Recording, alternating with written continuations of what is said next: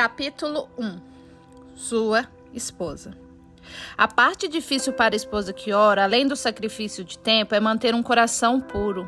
Ele deve estar limpo diante de Deus para que você possa ver os bons resultados. É por isso que antes de orar pelo marido, deve-se começar a orar pela esposa. Se você sentir ressentimento, ira, incapacidade de perdoar ou tiver uma atitude ímpia, mesmo que haja uma boa razão para isso, terá dificuldade em obter respostas às suas orações. Mas se puder entregar esses sentimentos a Deus com total sinceridade e depois passar à oração, não há nada que possa mudar mais dramaticamente um casamento. Algumas vezes as esposas sabotam suas próprias orações por não orar com o coração puro. Levei algum tempo para entender isso. Minha oração favorita de 3 palavras. Eu gostaria de dizer que tenho orado regularmente por meu marido desde o começo do nosso casamento até hoje. Mas não fiz isso. Pelo menos não como estou sugerindo neste livro. É claro que orei. As orações eram curtas. Proteja o Senhor. Eram específicas. Salve o nosso casamento.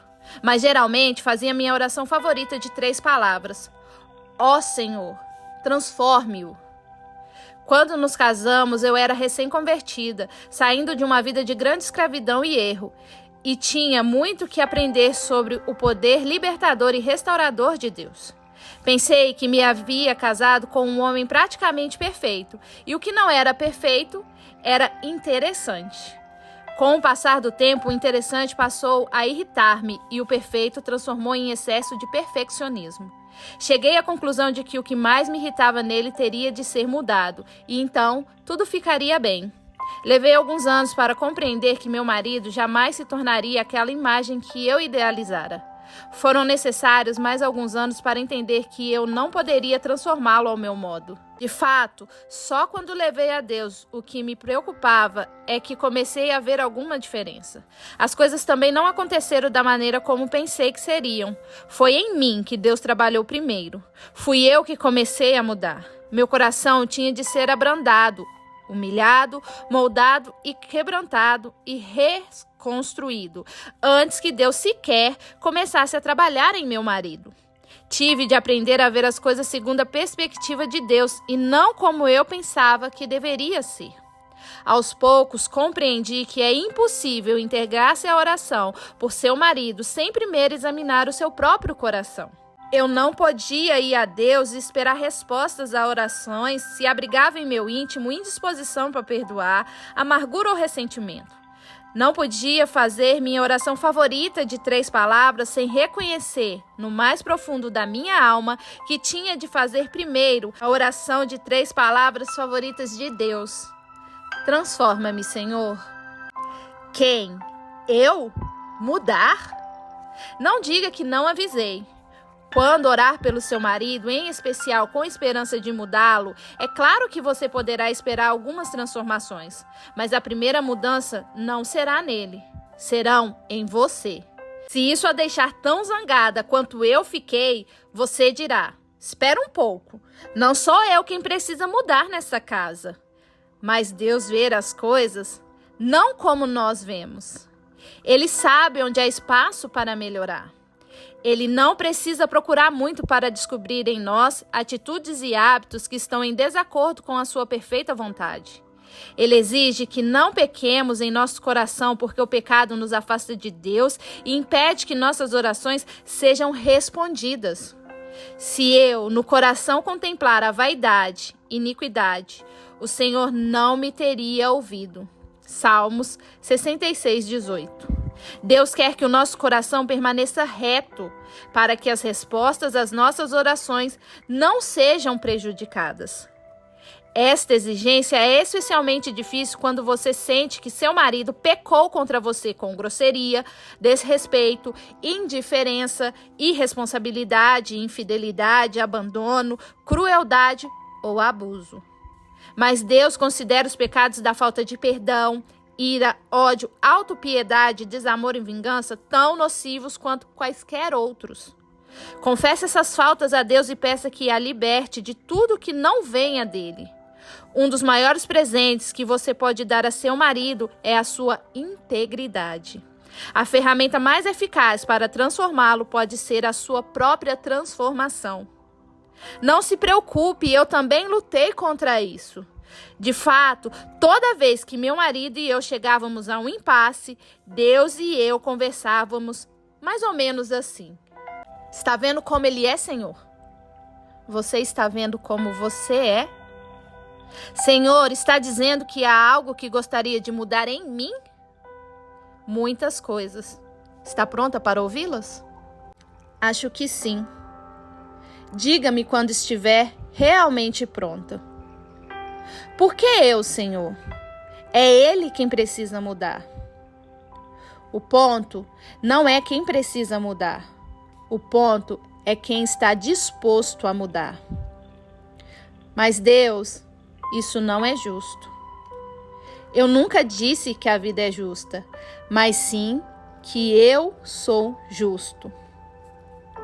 Mas alguém tem de estar disposto a mudar.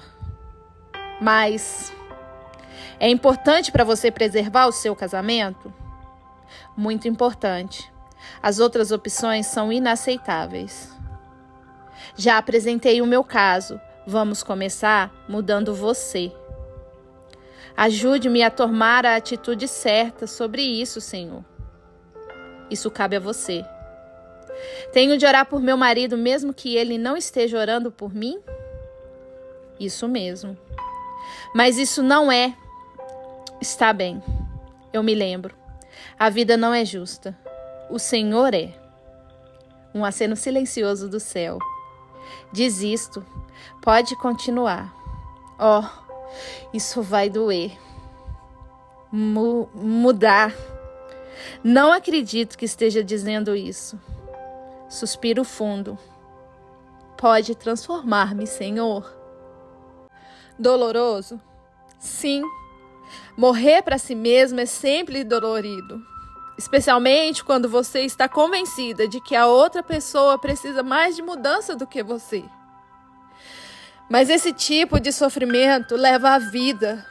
A outra alternativa é também dolorosa e seu final é a morte de um sonho, de uma relação, de um casamento, de uma família. Deus pode ressuscitar o casamento mais morto que existe, mas é preciso humilhar-nos diante dele e desejar viver do seu modo, com perdão, bondade e amor. Significa esquecer o passado e toda a mágoa associada a ele e estar disponível a perder a discussão a fim de ganhar a guerra. Não estou dizendo que você tenha de se tornar uma pessoa sem personalidade, sentimento ou ideias próprias, ou ser um saco de pancadas para os caprichos do seu marido. Deus não exige isso de você. De fato, se estiver em qualquer tipo de perigo físico ou emocional, saia imediatamente da situação. Vá para um lugar seguro e peça ajuda. Você pode orar ali, enquanto seu marido recebe o aconselhamento de que necessita. Submissão não é algo que se exija, mas deve ser prestado voluntariamente. Jesus disse: quem todavia perder a vida por minha causa, achá-la-á. Mateus 10:39. Mas entregar a sua vida é algo que você faz deliberadamente e não algo que lhe é tirado à força. O que estou dizendo é que a sua atitude deve ser: o que quer que queira, Senhor, mostre-me e eu farei. Significa estar disposta a morrer para si e dizer: transforma-me, Senhor. A linguagem suprema do amor. Algo surpreendente acontece em nossos corações quando oramos por outrem. A inflexibilidade se desfaz. Tornamo-nos capazes de superar as mágoas e perdoar. Acabamos até amando a pessoa por quem oramos. É milagroso. Isso acontece porque quando oramos, entramos na presença de Deus e Ele nos enche com o espírito de amor. Quando você ora por seu marido, o amor de Deus por ele irá crescer em seu coração. Você irá descobrir também o amor por você crescendo no coração dele, sem que ele saiba sequer que você está orando a seu favor. É por isso que a oração é a linguagem suprema do amor. Ela consegue comunicar-se de uma forma como nós não conseguimos. Já vi mulheres que não sentiam mais amor pelo marido descobrirem que esse sentimento vieram com o tempo, à medida que oravam. Algumas vezes elas se sentiram diferentes logo após a primeira oração sincera. Falar com Deus sobre o seu marido é um ato de amor. A oração dá lugar ao amor, que gera mais oração, que por sua vez dá lugar a mais amor.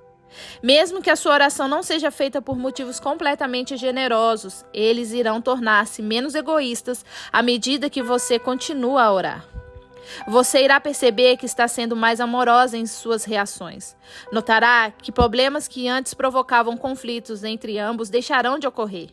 Vocês chegarão a acordo mútuo sem discutir. Esta unidade é vital. Quando não estamos unidos, tudo desmorona. Jesus disse: todo reino dividido contra si mesmo ficará deserto, e toda cidade ou casa dividida contra si não subsistirá. Mateus 12, 25. A oração promove unidade, mesmo que vocês não estejam orando juntos. Vi situações de grande tensão desaparecerem entre mim e meu marido, simplesmente orando por ele. Também o fato de perguntar a ele: como posso orar por você? Gera um clima de amor e cuidado. Meu marido geralmente para e responde a essa pergunta detalhadamente, quando poderia não dizer nada. Conheço até maridos incrédulos que respondem positivamente a essa pergunta das suas esposas. O ponto em tudo isso é que, como marido e mulher, não queremos seguir caminhos separados. Queremos caminhar pelas mesmas estradas. Queremos ser companheiros profundamente compatíveis e sentir o amor que dura para toda a vida. A oração, como linguagem suprema do amor, permite que isso aconteça. Eu nem sequer gosto dele. Como posso orar por ele? Você já ficou com tanta raiva do seu marido que a última coisa que queria era orar por ele? Eu fiquei. É difícil orar por alguém quando você está zangado ou magoado com ele. Mas é exatamente isso que Deus quer que nós façamos. Se Ele nos pede para orar pelos nossos inimigos, quanto mais deveríamos estar orando pela pessoa com quem nos tornamos uma e devemos amar. Mas como superar a incapacidade de perdoar e a atitude crítica? A primeira coisa a fazer é ser completamente honesto com Deus. Para derrubar os muros em nossos corações e quebrar as barreiras que impedem a comunicação, temos de ser totalmente francas com o Senhor sobre os nossos sentimentos. Não precisamos fingir para Deus, pois Ele já conhece a verdade e apenas quer ver se estamos dispostos a admitir e confessar a nossa desobediência. Se agirmos assim, Ele poderá trabalhar em nossos corações. Se estiver com raiva de seu marido, conte isso a Deus. Não permita que o sentimento se torne um câncer e cresça cada dia.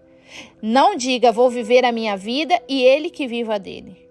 Há um preço a pagar quando agimos independentemente um do outro. No Senhor, todavia, nem a mulher é independente do homem, nem o homem é independente da mulher. 1 Coríntios 11:11. Diga, em vez disso: Senhor, nada em mim quer orar por esse homem. Confesso minha ira, mágoa, incapacidade de perdoar, meu desapontamento, ressentimento e minha dureza de coração para com ele. Perdoa-me e dá-me um coração puro e um espírito reto diante de ti. Conceda-me uma atitude nova, positiva, alegre, amorosa, perdoadora em relação a ele. Onde tiver errado, revele isso a ele e convença o seu coração nesse sentido. Leva-o pelos caminhos do arrependimento e da libertação. Ajude-me a não me afastar dele emocionalmente, mentalmente ou fisicamente pela falta de perdão. Onde qualquer de nós deva pedir perdão um ao outro, ajude-nos a fazer isso. Se houver algo que eu não esteja vendo e que esteja fazendo aumentar este problema, revele-o a mim e ajude-me a compreender. Remove qualquer motivo de mal entendimento que tenha gerado incompreensão ou falta de comunicação. Se houver um comportamento que deva mudar em qualquer de nós, oro para que o Senhor permita que essa mudança ocorra. Por mais que deseje manter a minha ira contra ele, por achar que é justificada, quero fazer a tua vontade. Entrego ao Senhor todos esses sentimentos. Dá-me uma sensação de amor renovado por meu marido e as palavras para resolver esta situação. Se você se acha capaz, tente esta pequena experiência e veja o que acontece. Ore todos os dias por seu marido durante um mês, baseando-se a cada dia em um dos 30 motivos incluídos nos 30 capítulos deste livro. Peça a Deus para derramar as suas bênçãos sobre ele e encher vocês dois com o seu amor. Observe-se se o seu coração não se abranda em relação a ele. Note se a atitude dele também não muda. Observe se o seu relacionamento não está melhor. Se tiver dificuldades em assumir esse tipo de compromisso em oração, pense no assunto sobre a perspectiva do Senhor. Ver seu marido através dos olhos de Deus. Não apenas como seu marido, mas como filho de Deus. Um filho a quem o Senhor ama. Pode ser uma grande revelação. Se alguém telefonasse e lhe pedisse que orasse por seu filho, você não faria? Pois então, Deus está pedindo. Fique quieta e ore. A Bíblia diz que há tempo para tudo, e isso nunca é mais verdadeiro do que no casamento, especialmente quando se trata do que dizemos. Há um tempo para falar e um tempo para ficar calada. E feliz é o homem cuja esposa pode discernir entre essas duas coisas. Quem quer que esteja casado há algum tempo sabe que há coisas que seriam melhor não dizer. A esposa tem capacidade de magoar o marido mais do que qualquer outra pessoa, e ele pode fazer o mesmo com ela. Não importa a quantidade de desculpa, as palavras não podem ser apagadas. Elas só podem ser perdoadas, e isso nem sempre é fácil. Algumas vezes, qualquer coisa que digamos só irá prejudicar o andamento daquilo que Deus quer fazer. Portanto, é melhor ficar calada e orar. Quando Michael e eu nos casamos, eu não falava muito, mesmo se sentisse que algo estava errado. Depois que nosso primeiro filho nasceu, comecei a exteriorizar meus pensamentos. Porém, quanto mais eu manifestava as minhas objeções e opiniões, mais ele se ressentia e brigávamos. Tudo o que eu dizia não só não levava a nada com respeito às minhas intenções, como tinha o efeito oposto. Levei anos para entender o que milhares de mulheres aprenderam ao correr dos séculos. Implicar não adianta. Criticar não adianta. Algumas vezes só falar também não adianta. Descobri que a oração é a única coisa que sempre funciona. A segurança que a oração lhe oferece reside no fato de que você precisa da mediação de Deus para fazê-la. Isso significa que você não pode livrar-se com atitudes, pensamentos ou motivos errados. Quando oramos, Deus revela em nossa personalidade aquilo que resiste à sua ordem das coisas. Meu marido não fará algo que ele não queira, e se o fizer, os membros mais próximos de sua família pagarão por isso. Se há alguma coisa que eu realmente quero que ele faça, aprendi que devo orar sobre o assunto até que eu tenha a paz de Deus em meu coração para só então pedir. Às vezes, nessa ocasião, Deus muda o meu coração ou me mostra um modo diferente de agir. Não precisando, portanto, dizer nada. Se tenho que dizer algo, tento não falar impensadamente. Oro primeiro, pedindo a orientação de Deus. Levei, porém, bastante tempo para entender isso.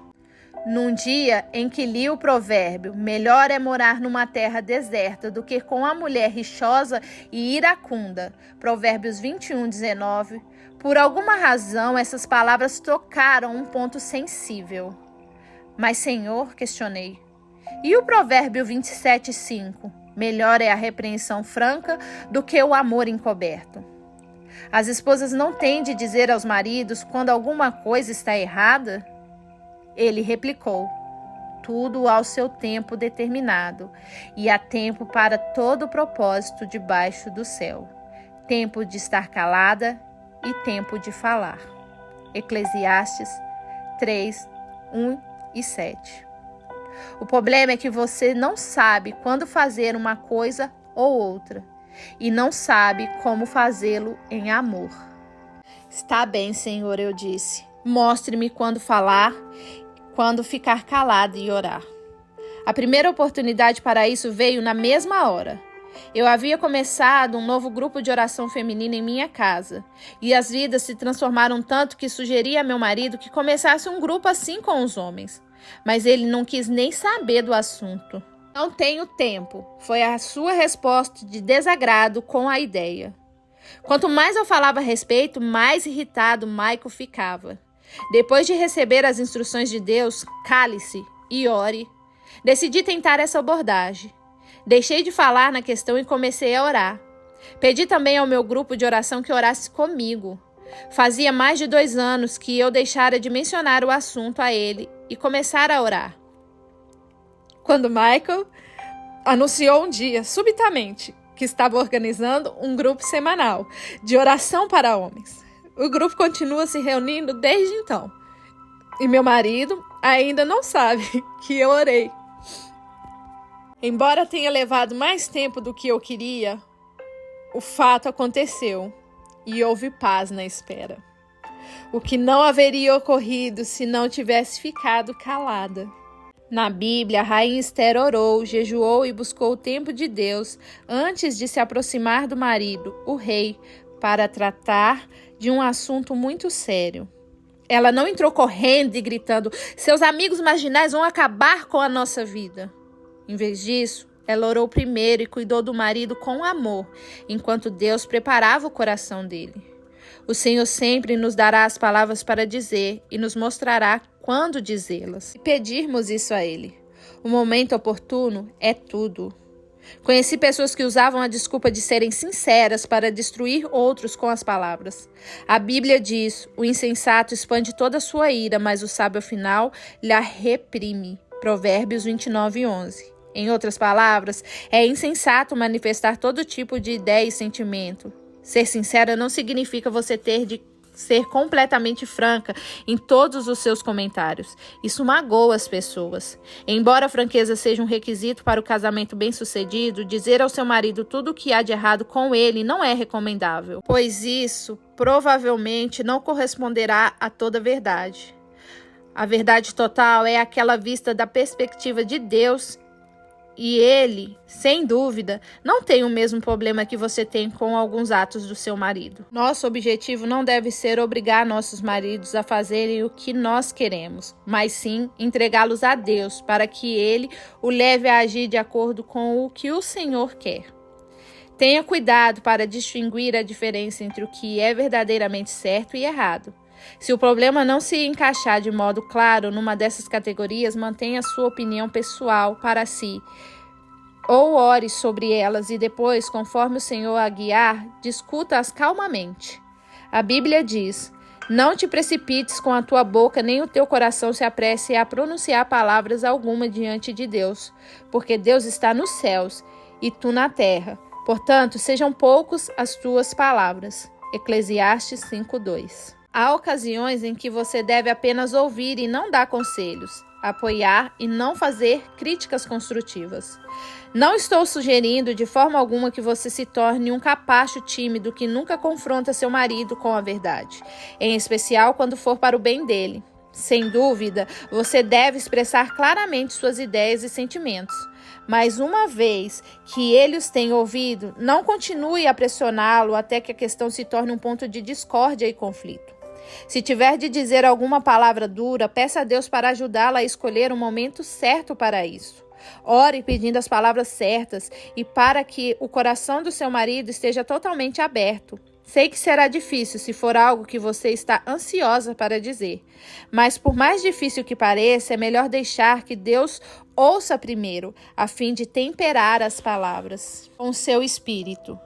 Isso é especialmente verdadeiro quando a comunicação entre ambos cessou por completo e cada palavra só traz mais sofrimento. Gostaria de ter aprendido há muito tempo orar antes de falar. Minhas palavras frequentemente provocavam uma reação defensiva em meu marido, resultando em respostas ásperas que ambos lamentavam. Ele julgava que, com as minhas sugestões, eu o estava pressionando a fazer ou ser algo. Ora, eu sempre tivesse em mente o seu bem, era preciso que Deus falasse com ele. Quando vivemos pelo amor de Deus, em vez de pelas nossas próprias forças, não temos de lutar pelo poder com nossas palavras, porque o reino de Deus consiste não em palavras, mas em poder. 1 Coríntios 4:20. Não são as palavras que dizemos que fazem a diferença, mas o poder de Deus que as acompanha. Você ficará surpresa ao ver quanto poder as suas palavras têm quando ora antes de falar. Ficará ainda mais espantada com o que pode acontecer quando se cala e deixa Deus trabalhar. Cristão ou não? Se o seu marido não é cristão, provavelmente você já sabe qual será a reação dele ao falar sobre o Senhor. Em especial, se ele não respondeu das primeiras vezes em que você tentou falar a respeito. Não se trata de não poder dizer nada a ele, mas se o que você diz sempre é recebido com indiferença ou irritação, o passo seguinte é manter-se calada e orar. A Bíblia nos ensina que a mulher pode ganhar o seu marido sem dizer palavras, porque o que ele observa na esposa fala mais alto do que o que ela diz. Sejam ganho os maridos sem palavra alguma, por meio do procedimento de suas esposas. 1 Pedro 3:1. Mesmo que as coisas ainda não sejam como Deus afirma, Ele nos fala a respeito delas como se fossem realidade. Pode fazer isso também. Pode dizer, não vou fingir, mas vou falar de coisas que não fazem parte da minha vida e da vida do meu marido como se já fizessem. Embora ele não tenha fé, vou orar por ele como se tivesse. É claro que você não pode forçá-lo a fazer algo que ele não quer, mas pode acessar o poder de Deus mediante a oração para que a voz do Senhor penetre a alma do seu marido. Não importa quanto tempo você tenha de orar para que ele venha conhecer a Deus. Mesmo que ele leve a vida inteira, o tempo não terá sido desperdiçado. Enquanto isso, quer seu marido seja ou não cristão, você poderá fazer todas as orações deste livro por ele e esperar ver respostas importantes para elas. Criando um lar. Não me importo até que ponto você é liberada. Se for casada, haverá sempre duas áreas que, no final das contas, serão de sua responsabilidade: a casa e os filhos. Mesmo que você seja a única que trabalhe e que seu marido fique em casa para cuidar dos afazeres domésticos e dos filhos, espera-se que você mantenha sua casa como um santuário de paz, uma fonte de alegria, aceitação, rejuvenescimento, educação, descanso e amor para a sua família. Além disso, espera-se que você seja sexualmente atraente, boa cozinheira, boa mãe, além de física, emocionalmente e espiritualmente preparada. Isso é demais para a maioria das mulheres. Porém, as boas notícias são que você não precisa fazer tudo sozinha. Pode buscar ajuda em Deus. Peça ao Senhor para mostrar-lhe como tornar o seu lar um abrigo seguro que proteja a sua família. Um lugar onde existe criatividade e comunicação contínua. Peça a Deus para ajudá-la a manter a casa limpa, a roupa lavada, a cozinha em ordem, a despensa e a geladeira cheia, as camas arrumadas. Trata-se de coisas básicas pelas quais o homem talvez não elogie a esposa todos os dias, ou nunca, mas ele notará se não forem feitas. Meu marido pode não abrir o armário para procurar uma lâmpada ou uma pilha durante meses, mas quando faz isso, quer que elas estejam lá. Ele também não quer sair tarde do trabalho e, ao chegar em casa certa noite, descobrir que não há pão para um sanduíche. Faço o máximo para que essas coisas não faltem. Peço a Deus que me ajude a manter uma casa que leve meu marido a ter prazer em voltar para ela e em convidar os amigos. Não é necessário possuir mobília cara ou contratar uma decoradora para fazer tudo isso. Minha primeira casa era pequena e a mobília de segunda mão. Pintei-a inteirinha com a ajuda de uma amiga e a tornei aconchegante. Isso só exige um pouco de bom senso e cuidado. Parte de tornar a casa um lar é permitir que seu marido seja o cabeça para que você possa ser o coração. Tentar ser ambas as coisas é demais. Deus colocou o marido como cabeça da família, quer ele mereça ou não. Quer ele desempenhe essa função adequadamente ou não. Essa é a ordem de Deus para as coisas. Isso não significa que uma posição é mais importante que a outra. Elas andam juntas. Seu marido deve ser o cabeça da casa, você tem de permitir-lhe a liderança. Se você deve ser o coração do lar, terá de dar os passos necessários para isso. Ainda que você contribua de modo relevante para o sustento financeiro, tentar inverter essa ordem dá lugar a um constante conflito. Não estou querendo dizer que a mulher não pode trabalhar e o marido não pode cuidar da casa. As atitudes do coração e da cabeça é que fazem a diferença. Houve semanas, enquanto eu terminava um livro, em que meu marido tomou conta das crianças e da casa para que eu pudesse cumprir os prazos.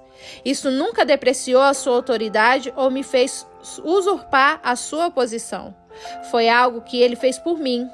Houve ocasiões em que ele precisou que eu trabalhasse para que ele pudesse descansar. Fiz isso por ele. Trata-se de um equilíbrio delicado para a maioria das pessoas e, portanto, é melhor orar para que a integridade das duas posições no lar, cabeça e coração, não fiquem comprometidas. Manter a ordem na casa não significa que ela tem de ser perfeita, mas não deve ficar fora de controle. Se você estiver trabalhando tanto quanto ele para o sustento da casa, a responsabilidade doméstica deve ser compartilhada. Se ele não quiser compartilhá-la, gastar uma certa quantia em dinheiro para que alguém ajude você algumas horas por semana é mais barato do que um divórcio, um terapeuta, um médico ou um funeral. Peça a Deus que lhe mostre o que fazer neste caso. Tudo o que eu disse sobre o lar também se aplica ao seu corpo, alma e espírito. Algum esforço deve ser feito para mantê-los. Ouvi certa vez um programa de rádio em que uma mulher telefonou para queixar-se a um psicólogo que o marido lhe dissera que não era mais atraente. O psicólogo respondeu: "O que você está fazendo para ser atraente?" A mulher não teve resposta. O ponto é esse: ser atraente não acontece por si só. Até as mulheres mais deslumbrantes do mundo fazem muito para manter a sua aparência sempre atraente. A rainha Esther era uma das mulheres mais belas em seu país. E mesmo assim, ela passou 1 ano se embelezando antes de encontrar o rei. Temos de perguntar a nós próprias a mesma coisa. O que estou fazendo para me tornar atraente para o meu marido? Estou sempre limpa e cheirosa? Faço exercícios com frequência para manter meu corpo interno e externamente saudável? Procuro preservar minhas forças e vitalidades com uma dieta sadia? Minhas roupas são atraentes? E mais importante que tudo, passo tempo a sós com Deus todos os dias? Garanto que quanto mais tempo você passar com o Senhor, mais radiante se tornará. Enganosa é a graça e vã é a formosura, mas a mulher que teme ao Senhor, essa será louvada. Provérbios 31:30. Você precisa investir em si mesma, sua saúde e seu futuro. É egoísmo não fazer isso. Ore a Deus para mostrar-lhe os primeiros passos e depois capacitá-la a dá-los. Convide o Espírito Santo para habitar no seu coração e no seu lar. Libertando-se das expectativas. Estávamos casados há pouco quando um dia meu marido me telefonou do escritório e pediu que eu preparasse um prato especial de frango para o jantar. Eu fui ao supermercado, comprei todos os ingredientes, preparei o prato e quando ele chegou em casa, foi entrando e dizendo: "Não estou com vontade de comer frango hoje, prefiro carne." Não é preciso dizer o que passou pela mente, porque tenho certeza que você já sabe.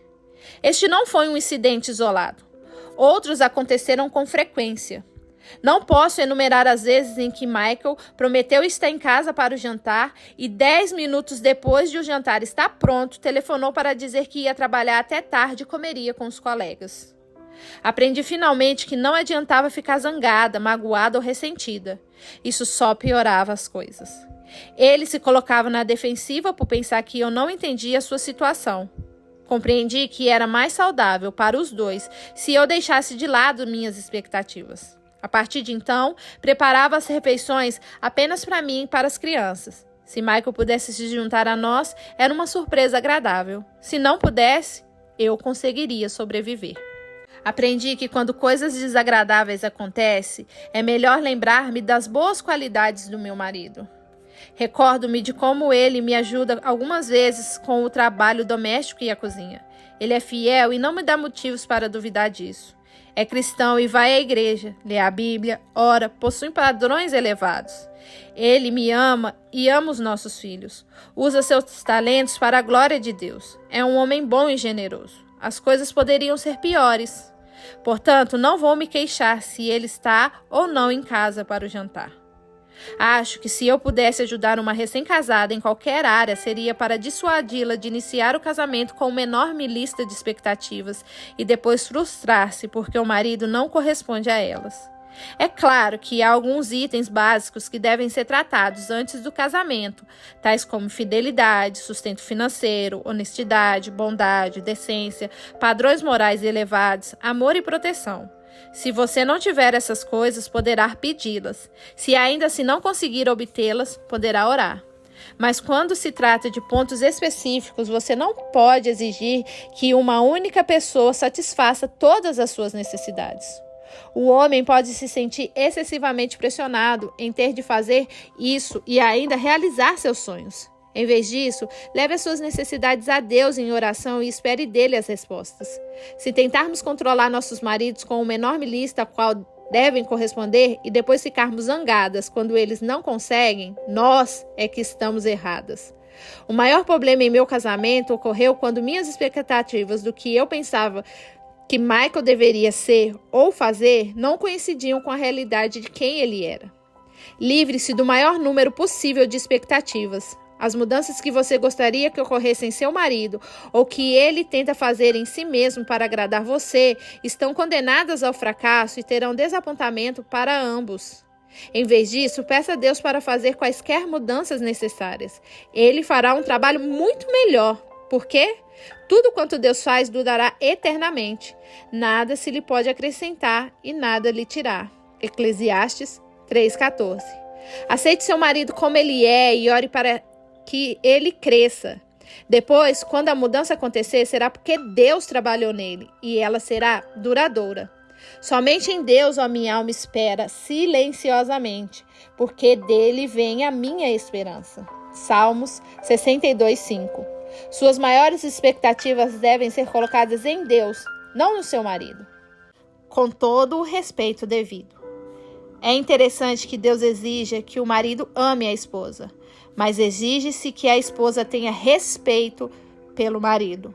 Não obstante-vos, cada um de per si, também ame a sua própria esposa como a si mesmo, e a esposa respeite a seu marido. Efésios 5:33. Suponho que mulher alguma iria casar-se com um homem a quem não amasse, mas é comum que a mulher perca o respeito do marido depois de estarem casados há algum tempo. A perda do respeito parece preceder a perda do amor, e é mais triste para o homem do que nós pensamos. As consequências podem ser muito sérias.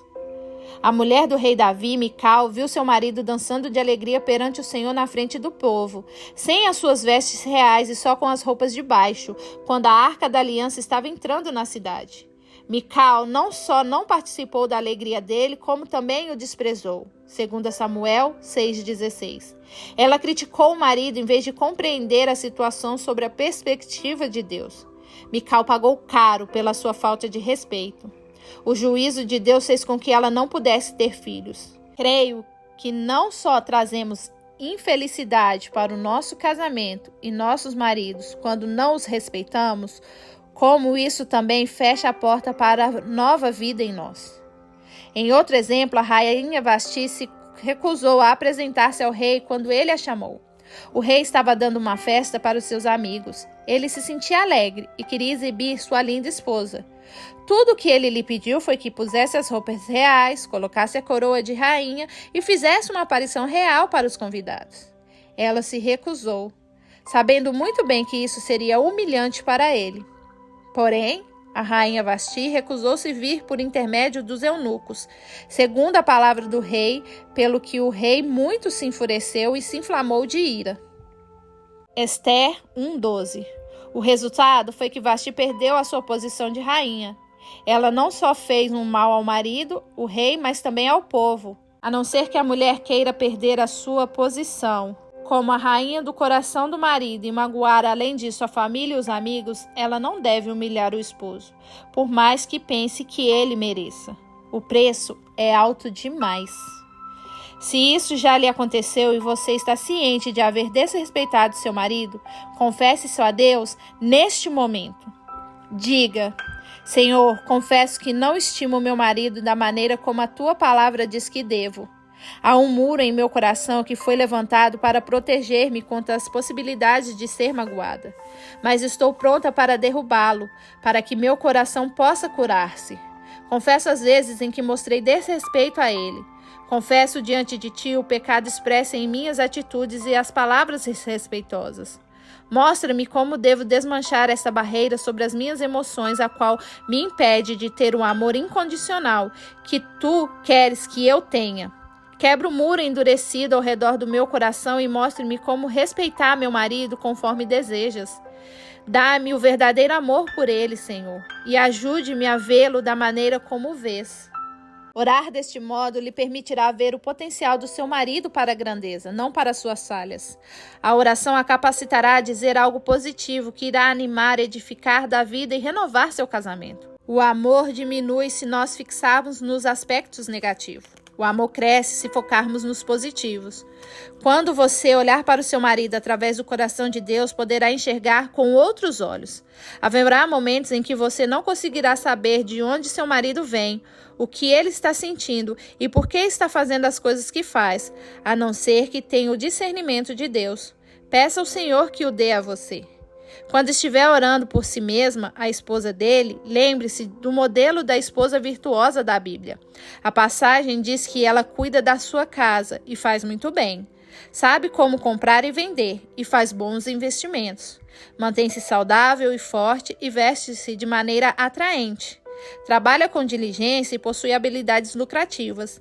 É generosa e se prepara conscientemente para o futuro. Contribui para a boa reputação do marido. É forte, íntegra, honrada e não teme envelhecer. Fala com sabedoria e bondade. Não permanece ociosa, mas observa cuidadosamente o que se passa em sua casa. Seus filhos e seu marido louvam. Ela não confia na beleza exterior, mas sabe que o temor do Senhor é seu maior atrativo. Apoia o marido e mantém uma vida pessoal proveitosa, que fala por si mesma. Provérbios 31. Esta é uma mulher surpreendente, o tipo de mulher que só podemos tornar-nos mediante a capacitação de Deus e nossa rendição a Ele. O resultado é que ela é uma mulher cujo marido confia nela, porque lhe faz bem e não mal, todos os dias da sua vida. Verso 12. Creio que o bem mais importante que a mulher pode fazer para o seu marido é orar. Você me acompanha? Oração. Senhor, ajude-me a ser uma esposa boa. Compreendo muito bem que não conseguirei isso sem a sua ajuda. Tome o meu egoísmo, impaciência e irritação e transforme-os em bondade, longanimidade e disposição para suportar tudo. Tome meus velhos hábitos emocionais, mentais, reações automáticas, suposições rude e posição autoprotetora e torne-me paciente, bondosa, fiel, gentil, autocontrolada. Tome a dureza do meu coração e derrube os muros com o seu arriete da revelação.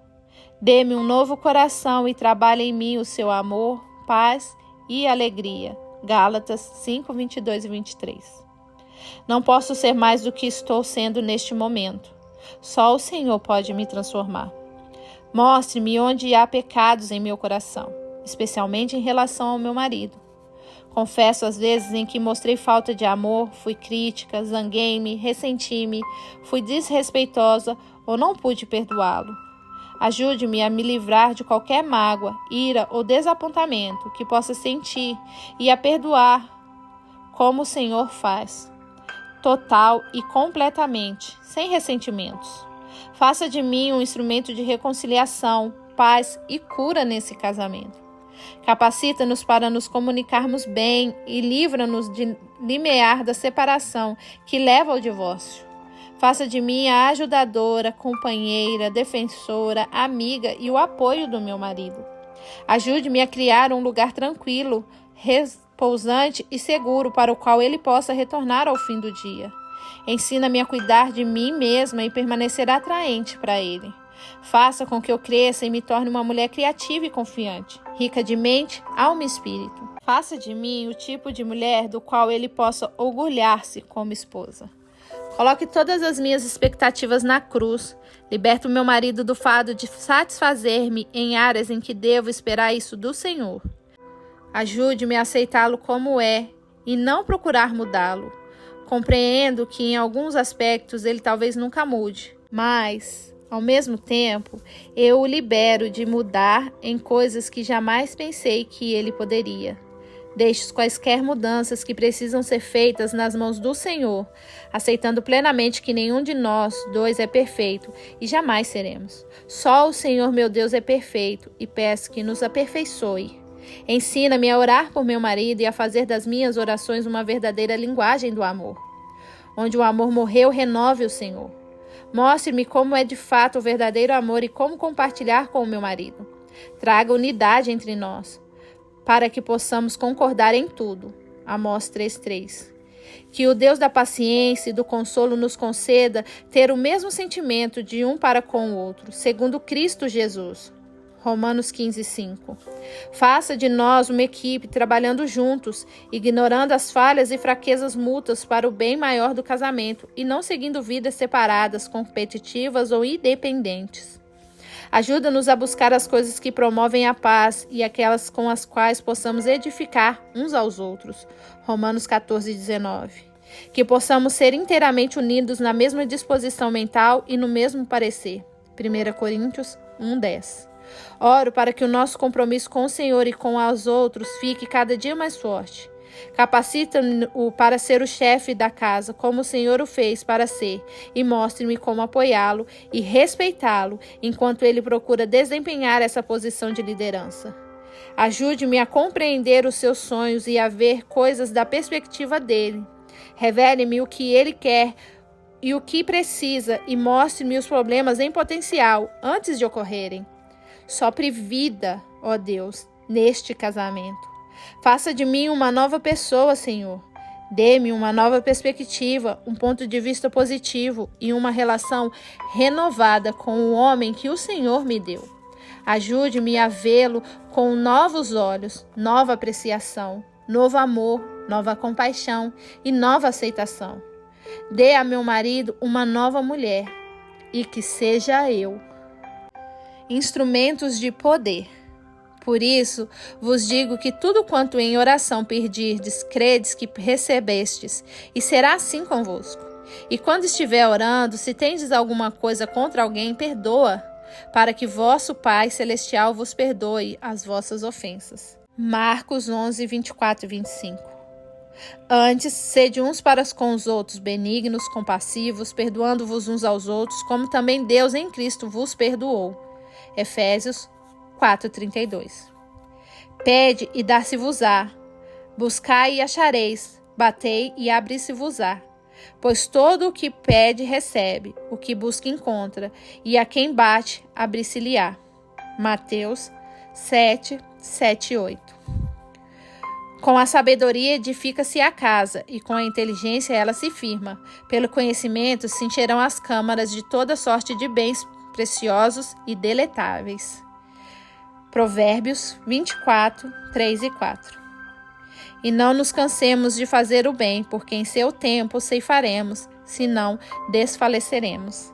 Gálatas 6, 9.